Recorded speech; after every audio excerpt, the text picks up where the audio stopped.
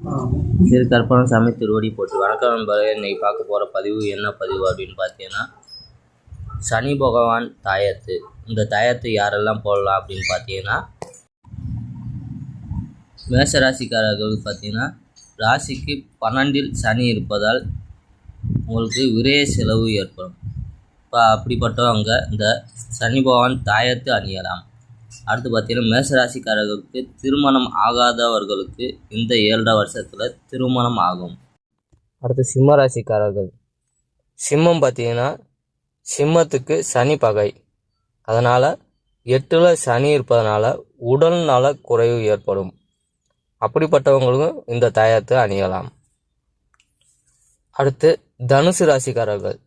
தனுசு ராசி தனுசு லக்னம், அதாவது மேஷ ராசி மேஷ லக்னக்காரர்கள், சிம்ம ராசி சிம்ம லக்னக்காரர்கள், அடுத்து தனுசு ராசி தனுசு லக்னக்காரர்கள், இவங்கெல்லாம் பார்த்தீங்கன்னா இந்த தாயத்தை அணியலாம். தனுசுலேருந்து 4ஆம் இடத்துல சனி இருந்தால் அர்த்தாஷ்டம சனி, அதாவது 8ல் இருந்தால் அஷ்டமத்து சனி, அதுக்கு நிகராக பாதி கெடுதலை செய்யக்கூடியது தான் இந்த அர்த்தாஷ்டம சனி.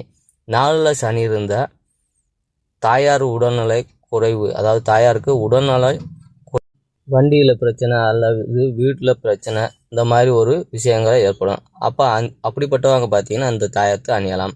ஸ்ரீ கற்பனசாமி திருவடி போற்றி. நன்றி, வணக்கம்.